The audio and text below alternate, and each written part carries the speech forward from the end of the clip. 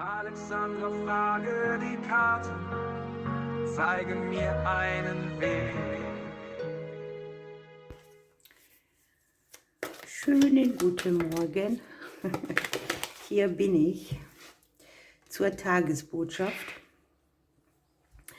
Und wir legen los und schauen, was das Kollektiv für eine Botschaft kriegt. Wir haben den Wagen in der Mitte. Etwas nimmt Fahrt auf, etwas kriegt eine Richtung. Man hat hier so eine wichtige Errungenschaft, Selbstdisziplin, Willensstärke und irgendwo gibt es auch Anerkennung her. Man kriegt den Lohn für das, was man in die Welt gebracht hat. Wir haben die Einheit.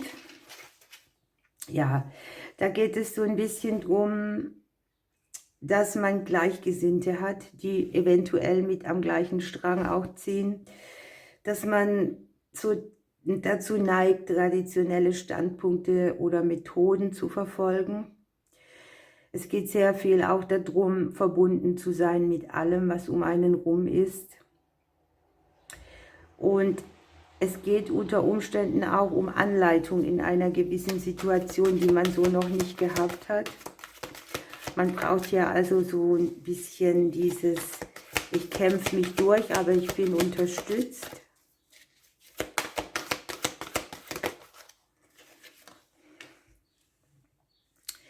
Es geht um eine Entscheidung, die sehr viel Thematiken mit sich bringt. Ne? Man muss sich ein bisschen um Info kümmern. Man kann ja auch von der Erfahrung der anderen profitieren. Es geht auch darum, loszulegen, nichts vor sich herzuschieben, die Info einzuholen, die man braucht. Und hier haben wir noch die gut gesäten Samen, die Gärtnerenergie. Ne? Hier ist man in der Situation, wo man sich Sorgen macht, dass etwas nicht in die richtige Richtung läuft, dass alles zu viel werden könnte. Aber hier besteht einsteils Handlungsbedarf und man ist wie ausgebremst. Ne? Aber die Samen, die hier gesetzt sind, die sind schon am Wirken. Wenn wir hier Entscheidungen zu treffen haben, die vielleicht mit vielen Lebensthemen zusammenhängen oder die etwas komplexer sind, dann darf man hier objektiv sein, also sich nicht so sehr von persönlichen Belangen leiten lassen, die Dinge mit Humor nehmen, denn hier geht sowieso raus, was im Prinzip nicht mehr dienlich ist. Und man darf, unten am Deck haben wir noch das standhaft bleiben, ne? Es geht ums Durchhalten auf jeden Fall, ums Weitermachen, auch wenn die Situation viele Standpunkte hat, die man gar nicht alle überdenken kann. Hier hat man schon gesät, ne? Und auf das kann man dann auch wieder bauen.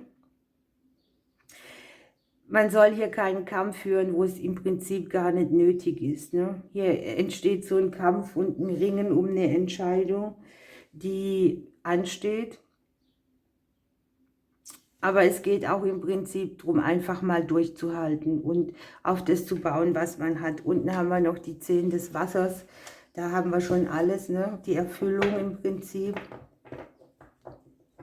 Da werden emotionale und materielle Bedürfnisse befriedigt und man hat so die Vertrauenspersonen um einen rum, die es eben braucht.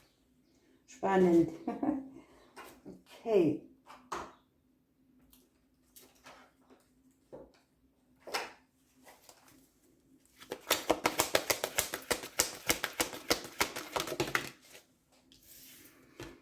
Der Engel der Seelenhochzeit.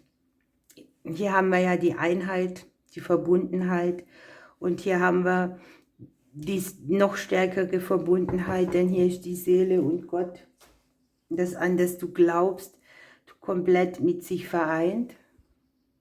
Und es passt auch sehr gut, denn hier gibt es komplexe Dinge und einstens hat man hier schon was getan und jetzt will man immer mehr tun und im Prinzip geht es nur mal darum, das auszuhalten, dass etwas in der Arbeit ist und man guckt auf so viele Nichtigkeiten, man beschäftigt sich und ist rastlos und die Verwirrung wird dadurch immer mehr und das höchste Glück und den tiefen Frieden, den wir brauchen für unser Leben oder unsere Situationen, die finden wir da überall nicht. Ne?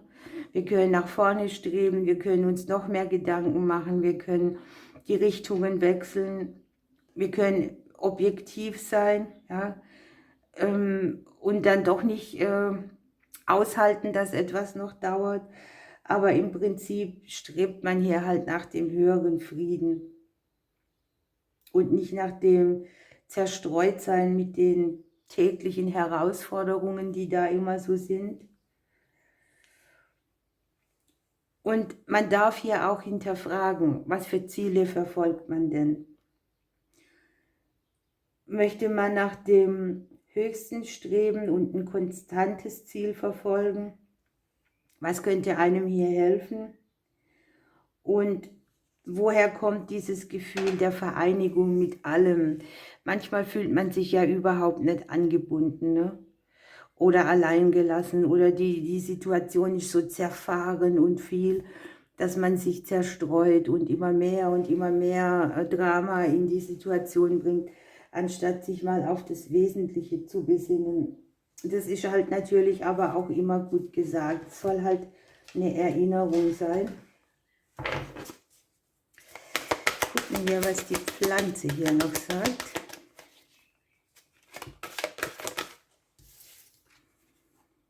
Die Kraft nimmt zu, wir haben die Eiche.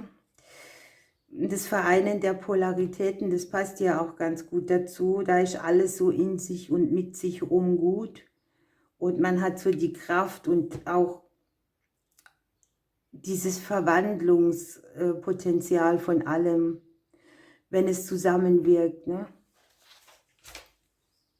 Okay, wir nehmen noch eine, um ein bisschen tiefer zu gucken. Upsala. Ja, das passt wunderbar. Wir haben hier die Einheit, die Gleichgesinnten und hier nochmal auch Wald, Natur, das Erden und die Gemeinschaft, die man hier braucht für die Dinge. Wir kriegen das in letzter Zeit oft mitgeteilt, dass wir uns wieder auf das Wesentliche besinnen müssen und mit den Leuten, und wenn es noch so wenig sind, mit denen man in Resonanz ist, eben das Beste aus allem zu machen. Mit Wald und Baum haben wir natürlich auch die Wurzel, das Verankertsein. Und es geht ja tatsächlich darum, dass man vielleicht auch die Hilfe, die überall um einen rum ist, ob das jetzt von oben ist oder von Menschen in unserer Umgebung, dass man die nicht so richtig wahrnimmt und vielleicht auch zu zerstreut oder beschäftigt ist. Aber hier darf man sich wirklich auch unter die Arme greifen lassen. Man muss nicht alles selber tun. Es gibt immer Wahlfamilie, auch für die, die nicht so diese Verbundenheit haben, oder auch viele Menschen ersetzen dir die Family sehr viel besser. Das ist natürlich ein Thema, das trifft nicht alle. Manche haben auch sehr, sehr tolle Blutsbande. Auf jeden Fall ist hier die Nähe zu allem, zu den Ahnen, zu der Seelenfamilie vorhanden, aber man neigt dazu, das zu übersehen, weil man vielleicht auch gelernt hat, dass man immer alles selber macht und dass das Vorangehen nur im immer noch mehr tun passiert. Aber hier ist wirklich Hilfe um einen rum und es geht darum, das anzunehmen und sich darauf zu besinnen, dass man, wenn man ein gutes Netzwerk hat, auch durch kein Loch durchfällt. Gucken wir, was die Vögel noch sagen.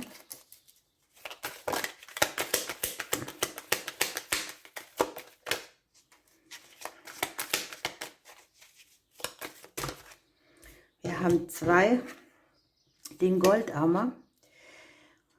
Ich fliege zu dir und bringe dir Würde, Reichtum und Feinfühligkeit. Komme ganz bei dir in deinem Herzen an. Entdecke den Schatz in deinem Innern. Das ist das Verbundensein auch mit allem und mit sich selbst. Und wir haben den Star. Ich fliege in dein Leben und bringe dir Zuversicht und Geduld. Das Leben hat alles für dich vorbereitet. Visionen machen sich breit. Bleibe bei dir, dann entwickeln sich die Dinge von ganz alleine. In der Ruhe liegt die Kraft. Also auch hier nochmal nicht voranpreschen, wenn es jetzt mal zum Stopp kommt, darf man zwar standhaft sein, aber man muss sich nicht noch mehr zerstreuen. Ihr Lieben, ich wünsche euch eine schöne Zeit. Ich drücke euch bis morgen.